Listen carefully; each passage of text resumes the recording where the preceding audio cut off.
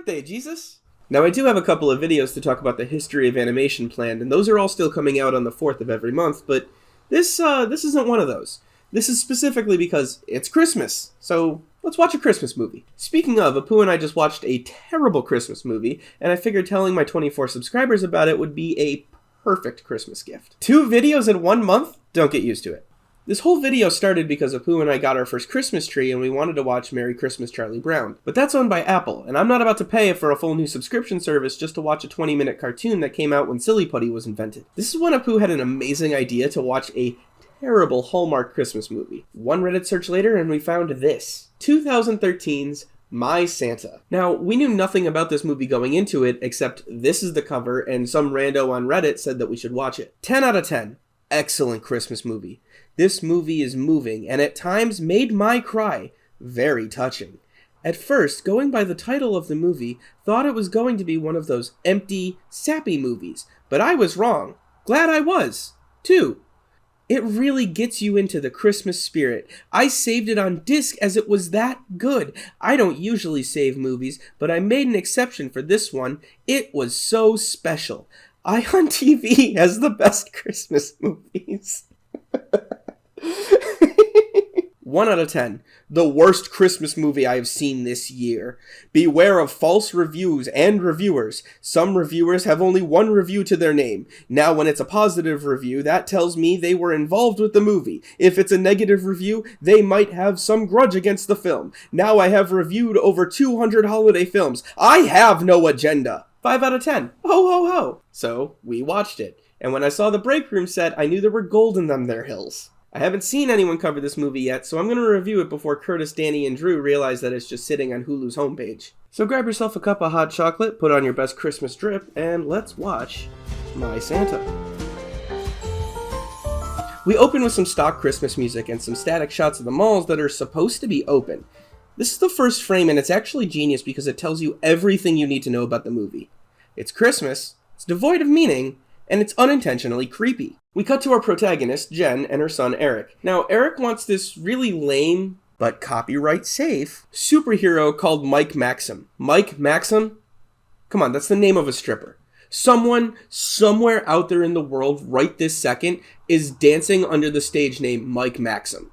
Jen says she'll try to get it for him, but she has no idea how much it'll cost. Eric loves Christmas, but Jen hates it for reasons that'll become apparent soon enough. Meanwhile, a red truck being driven by her primary love interest pulls up in an empty parking lot. The license plate reads Santa 2, and... oh hey, it's Jerry. We're gonna have some luck here, Jack. No, I'm still gonna call him Jerry. This guy right here is our primary love interest, Chris. Chris and Jerry are traveling mall Santas. Jerry vaguely says that Chris is looking for the perfect wife, which is weird, but let's see where this goes. Jerry makes a valid point that they'll probably get more matches for Chris if they were in the city, but Chris insists on staying... wait, where the hell are they? They mention later in the movie that it never snows where they are, so I'd guess California, but it is kind of funny that they never mention. Let's just roll with it. Alright, I have to admit, having them drive the red pickup truck, it's a nice touch. It's a good modernized version. Points. Next, we're introduced to Jen's workplace, where this lady needs a much higher resolution. But we need it at a much higher resolution. Send me a JPEG by noon and we'll make the deadline. Wonderful. Ta-ta! The computer is off. This starts a C-plot where Gertrude, the JPEG lady, has a secret open relationship with the boss, Martin. And are we still on for that business conference tonight? Yes, absolutely. Good.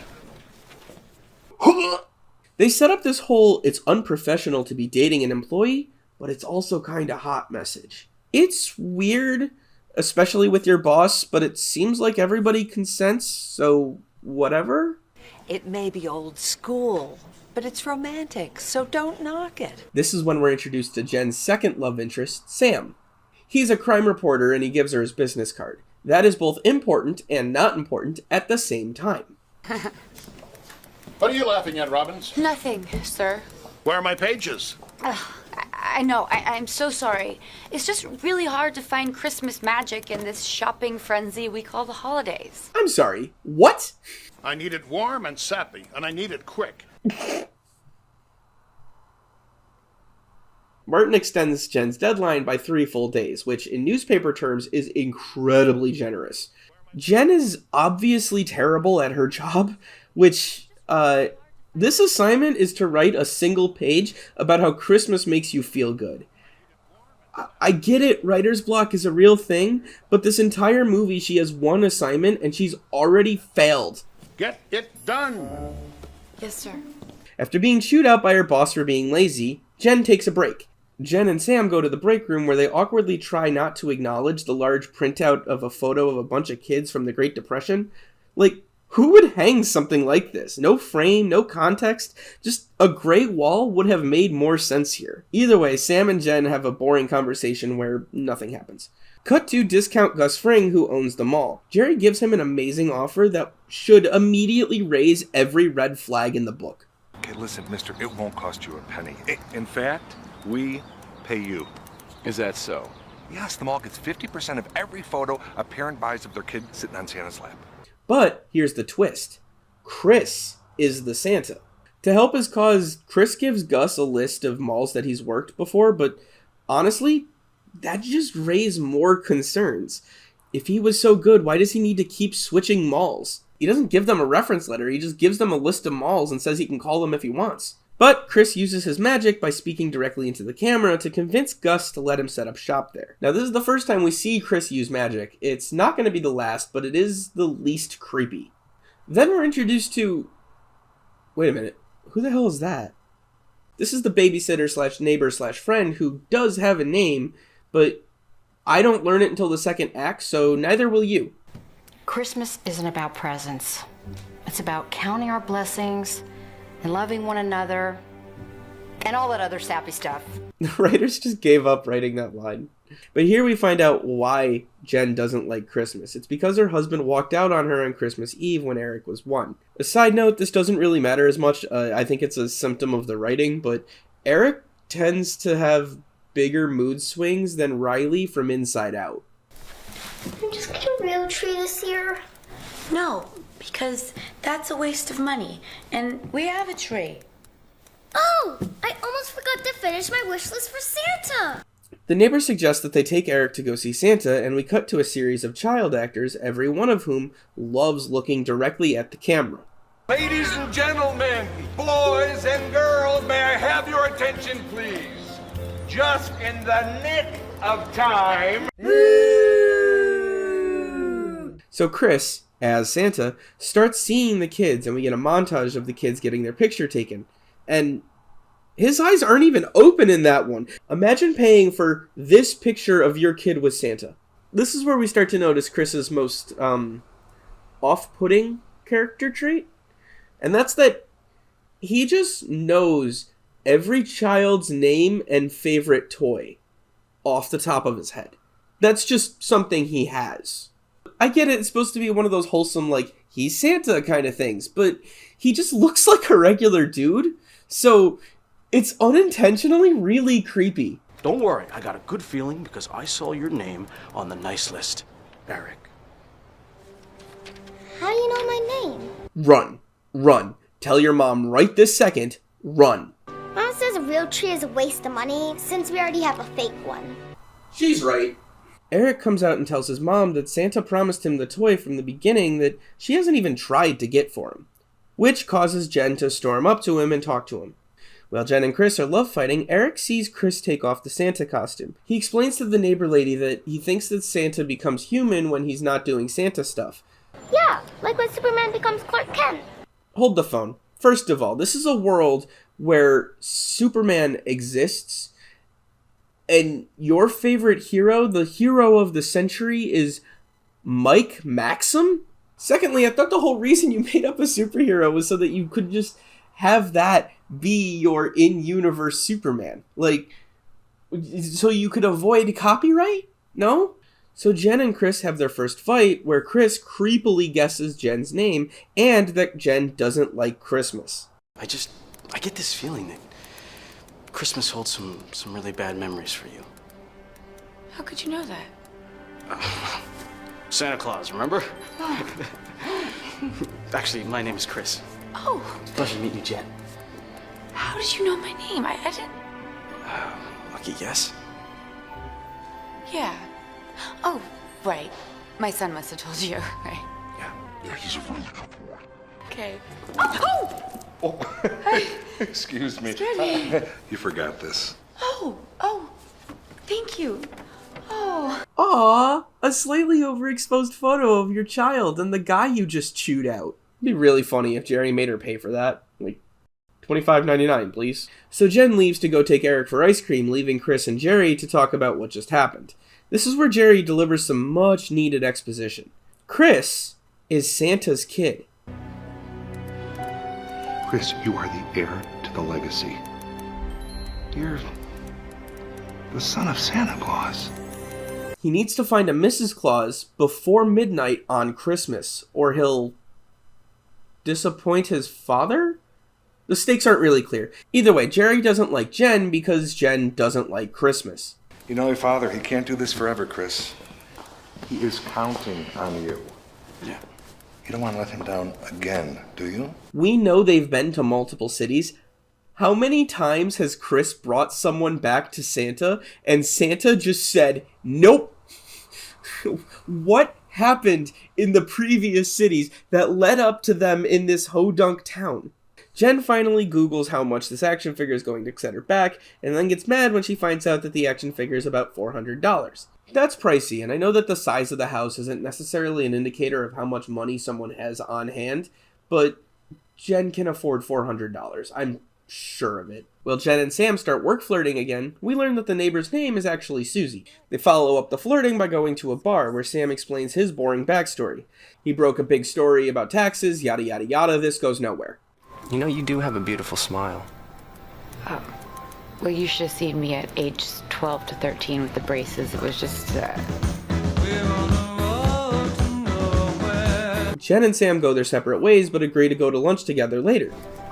Hey, you run, I'll pay up here. Thank you. This starts a reoccurring trend.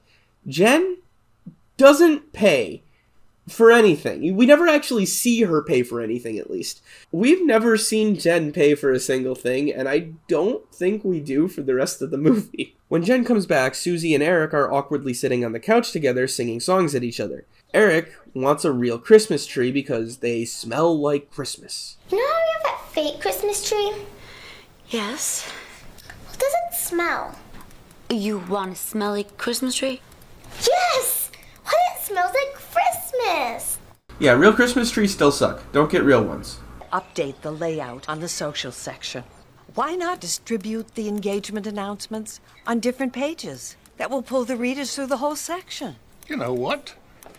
You're a very clever woman, Gertrude. All the Gertrude cutaways are absolutely amazing. It always feels like nobody writes her lines. She's just some grandma they asked to talk about computer stuff. You're very sweet to take my suggestions, Martin. And if it's successful, I'll take full credit. Martin then volunteers Jen to go visit a random family that she's never met for dinner. This is because the family's supposedly full of Christmas cheer, and he thinks that this might help her writer's block.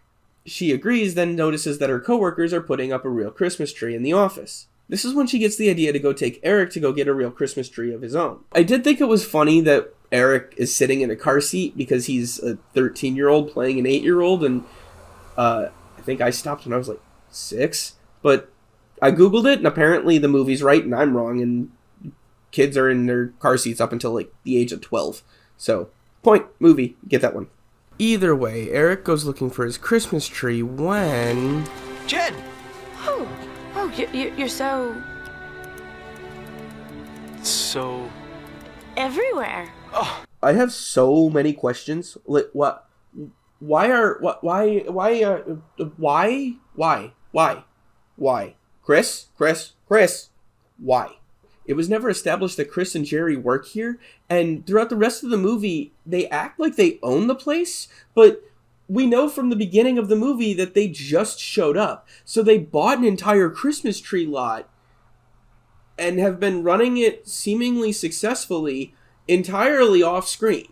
The fact that they run into Chris here is 100% unforeshadowed. This is right out of left field. Honestly, this is terrible. This would be actively terrifying if I was Jen. So, Eric, I was waiting for you to come, and I picked out the perfect tree for you and your mom. You did? Yeah. It's actually right here. What do you think? Whoa. How could you have known we're coming? I only just decided less than an hour ago. It's perfect. Oh. Yeah, you like it? Look what it says right there. Put your name on it. Jen and Eric take the tree that Chris suggests for them, and he even offers to directly take the tree to their house. Jen says yes because Chris uses his magic weird charm to make her. I can deliver it for you, too. Oh, no, that's okay. Well...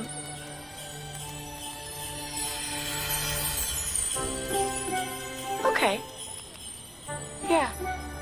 It's weird. It does do the magic music, but if she's not freely inviting him into her house, that casts this whole thing in a really icky light, so I choose to believe that no magic was used here. The condition of Jen taking this specific tree is that Chris has to stay at their house for a while for cookies and hot chocolate. Also worth noting that it doesn't show Jen pay for the tree. Yeah, I would be delighted. Thank you for the invite. Great. Okay, do you have something to write our address down? There's no need. You know where we live? 911, what's your emergency? Family need help. Help family. Santa's not Santa. Creepy. No. No, that'd be creepy. Yeah.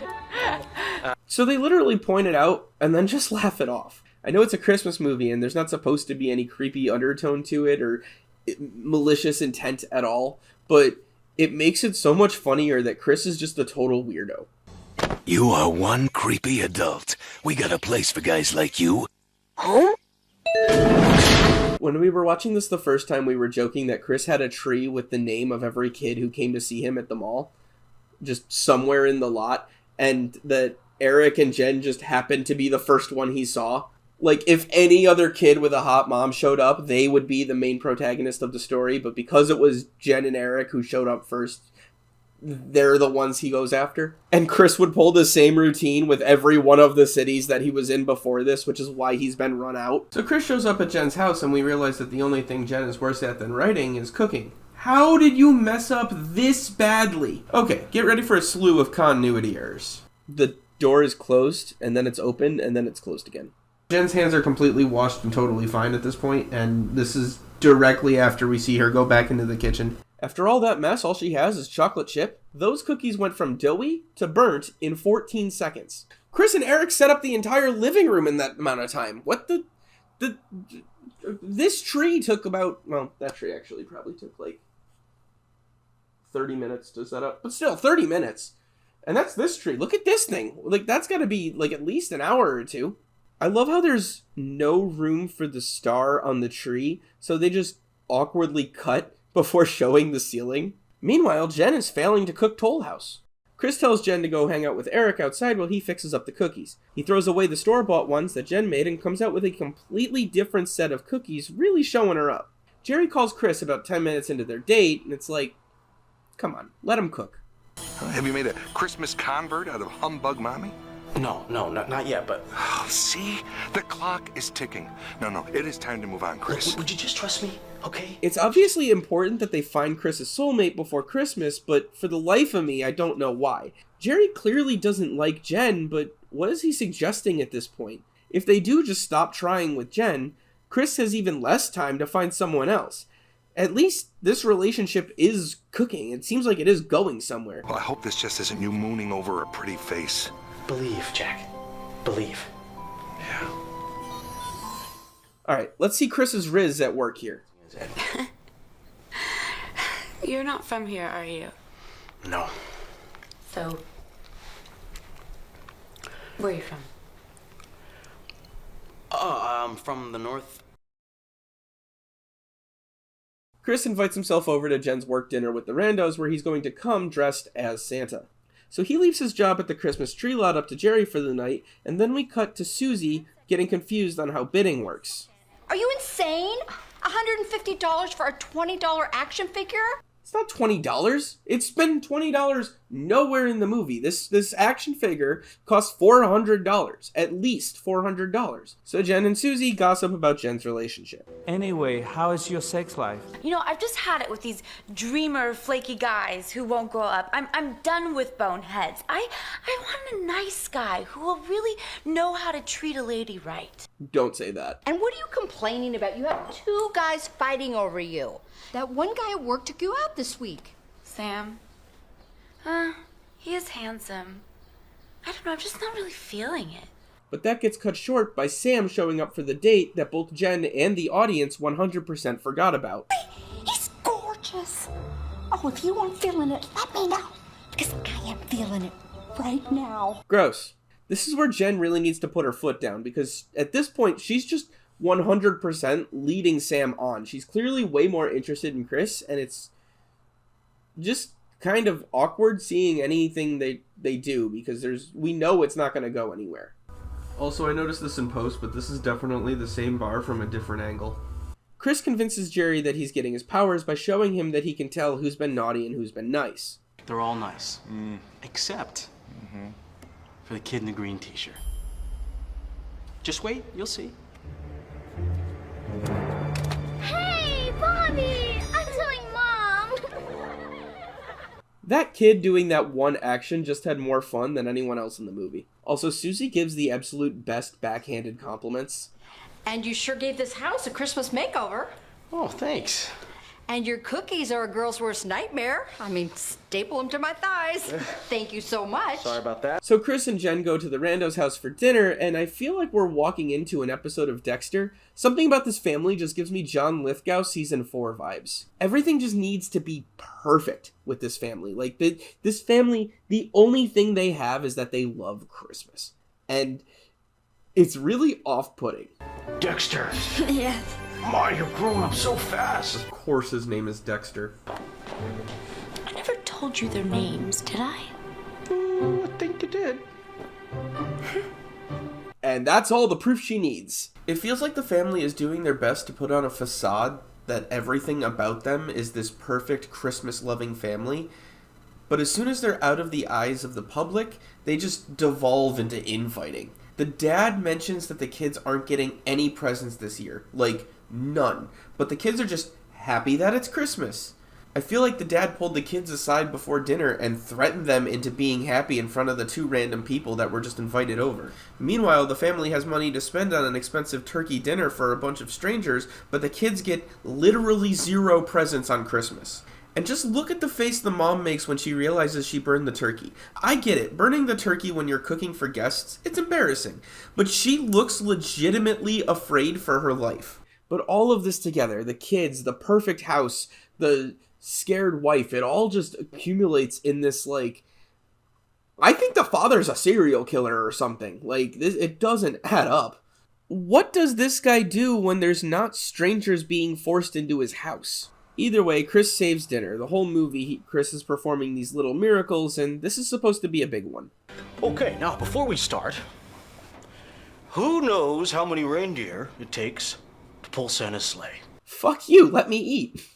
It's a day before Christmas Eve, and Chris gives the serial killer a job at the Christmas tree farm. I should also mention that the reason why the kids aren't getting presents this year is because the father just lost his job, and he says that he can't afford it, but again, unironically, working year-long at a Christmas tree farm is probably the perfect cover for a serial killer. Like, nobody's gonna go digging up your Christmas trees. That's perfect. On the way out, Jen notices that presents have mysteriously appeared under the tree. So now we have a flashback to why Jen hates Christmas. Look, I married you. I think I've done enough, okay? We're done. We have a baby, Paul. Done. No! How could you? You know how much this means to me. Okay, hold on. This ceramic piece is Jen's mother's last gift to her before she croaked. She just leaves it on the living room table, precariously perched. It was going to break. She has a 1-year-old in the house. Like, this is 100. This is at least partially on Jen. That thing was ugly. I'm glad it's busted.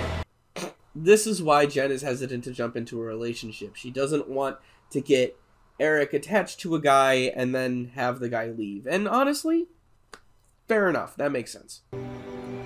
But you can never, ever stop opening yourself up to the chance of magic coming into your life. There's no magic, Chris. There's just life. You literally just saw it twice. So they have a sappy back forth before they part ways. And after 2 of her 3 allotted days, Jen finally sits down to do her assignment. The night before it's due. While that goes on, Chris and Jerry are back at the tree farm. Chris tells Jerry that he generated presents, which is apparently a really good sign that he's on the right path. She's the real deal. You better be right this time, Chris. Oh, your dad, he just can't keep doing this. I really want the sequel to this movie to be 2 hours of Jen meeting the actual Santa Claus, and then Santa just bitching about all the other girls that Chris took home over the years. I only have one item on my wish list, and I don't think it's in the cards for me this year. Maybe next. Well, good things come to those who wait. Whoever made up that nonsense must enjoy watching paint dry. Merry Christmas. Yeah, this party's going really well. Everybody, please, may I have your attention? As most of you know, I lost my wife a year and a half ago. And, well, I found it a very difficult time to get through. So this ends with Gertrude and Martin getting married, and that's the end of their plot. Robbins. Yes, Martin. I must say I was surprised. By... Your article in the Christmas Spirit. Oh, what were you surprised about? Well, it was so optimistic and hopeful. Not at all like you. He's surprised she did a good job. I don't know, maybe Santa was rubbing off on me. Gross. I like it. Grosser. Jen and Sam have a conversation in the break room where they once again have no chemistry, and I want it to end. He suggests that she travel to Switzerland or Afghanistan or become a news anchor, which I could be wrong, but isn't being a news anchor an entirely different job than being a column journalist? And what about Eric? Is she just supposed to take Eric with him to Afghanistan? This is a stupid idea, Sam. You could be anchoring at a major news channel, doing something important. Oh, like what I'm doing is not important. It's not. You write family interest puff pieces for print newspaper in 2013. You were 3 days late with your assignment, and the only person who noticed was your boss. I could teach you the ropes of investigative reporting. You'd be great at it. Heck, we'd make a really good team. No, you don't. So tonight's the big date with Chris. Jen tucks Eric in and tries to soften the blow that she's too cheap to buy him the toy. I know I keep harking on this, but look at the size of their house. Look at all of their stuff. Do you know how much this tree could cost? How much those ornaments did? Like, if they didn't get the real tree, she could probably buy the... How much is a tree, actually? Yeah, a good Christmas tree goes for $300. If you didn't get him the Christmas tree, you could probably get him the toy. Oh, wait, no. She didn't pay for the Christmas tree either. She was just gonna take him there, have him look at the trees, and was just lucky that Chris was there to give her a tree for free. So after Jen blames her being a cheapskate on Santa, Chris comes upstairs and has a few words with Eric as well. I like that lamp. I want that lamp. I love lamp. Santa, can I ask you for one more thing for Christmas? For my mom to be happy. You don't think your mom's happy? Do you? So Eric falls asleep and Chris takes Jen to the skating rink. When I was a little girl, I used to dream of a white Christmas, and of course it would never snow, but this was the next best thing. It was my favorite thing to do, to come on Christmas Eve. How could you know that? Oh, come on, let's go. Let's get on the ice. Man, she's just gonna ignore every single red flag, huh? So the rink has made the questionable business decision to have people sit with hot drinks in the middle of the rink. Is she wearing high heels? She walked out there to this awkward table in high heels. I think I'm falling in love with you. Oh, Jen, I'm in love with you too. I mean, that's what I've been trying to tell you. I love you. I love you, and I love Eric too. It's been 3 days. So Chris tells Jen about his dad, and even though she has no reason to not believe him, in fact, it literally answers all of the questions that should have been arise through the course of the story. How could you possibly know that? Okay, yes, your intuition is off the charts, but you're not a mind reader, are you?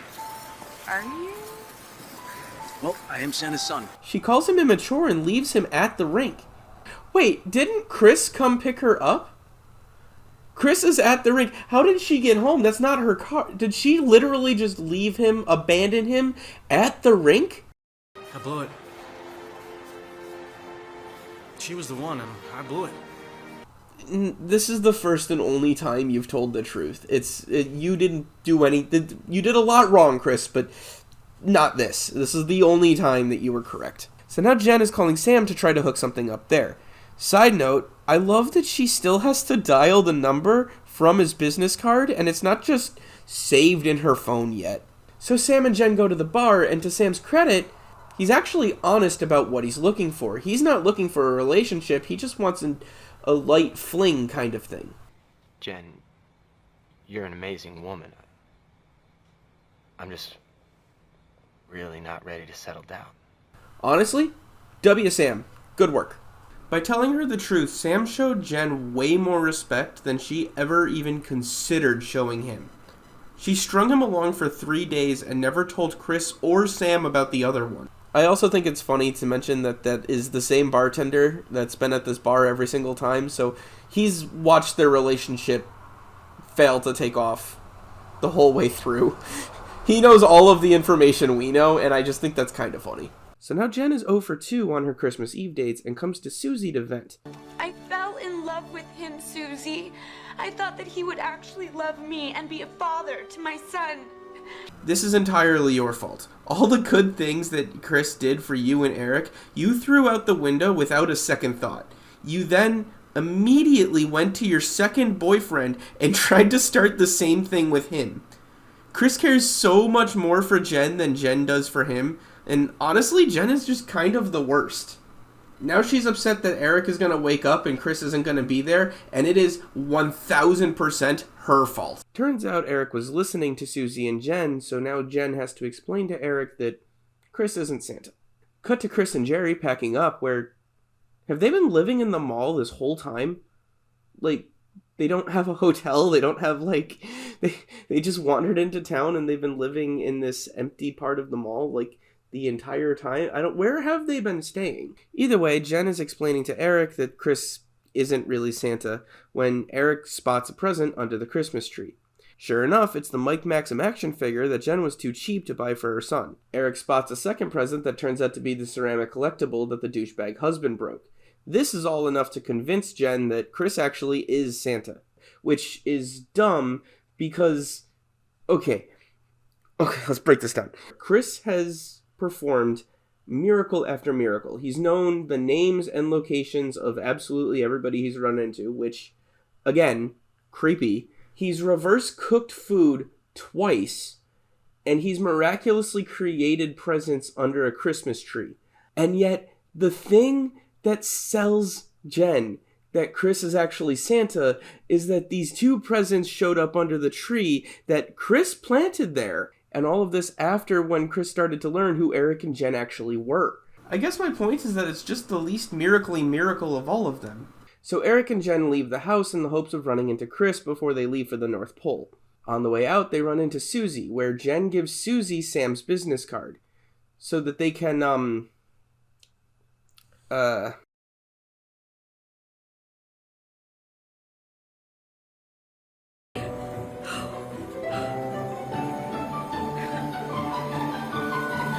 Jen and Eric run through the empty mall where they probably should be tackled by security, but at this point in the movie, they don't want to start another arc, so they're just going to let them run through. They make it back to the Santa booth just in time for... the all is lost moment! Again, I don't know why they knew Chris was going to be at the Santa booth. It's not like this is a place where people live. Once they step outside, they find Chris and Jerry still packing up. They have a happy reunion, and they live happily ever after. Global warming kicks in, and it begins snowing in California as the movie ends. It feels so cold on my hand. This is awesome.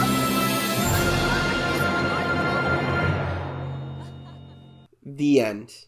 So that was my Santa. It was fun to roast, and honestly, that's all I could really ask for from one of these Ion Christmas movies. it was a good time. It did get me into the holiday mood, so it did its job. A couple quick updates. First of all, in the 5th video of the animation series, I realized that it ran about an hour long and there was a perfect cutting point about halfway, so I ended up cutting that into 2 separate parts. So now you're having 6 videos in the first animation series.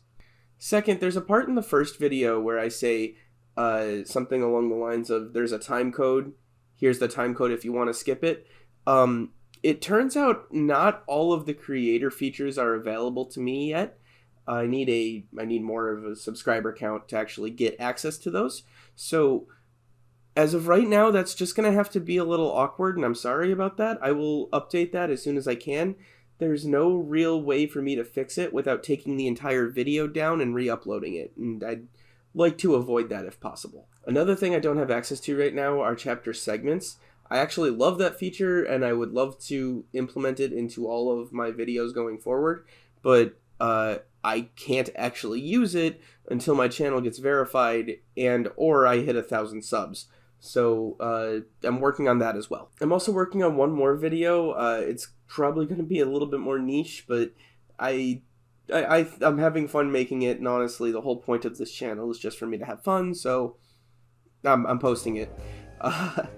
It'll probably be posted after the 6th video. Until then, take it easy, and Merry Christmas, everybody.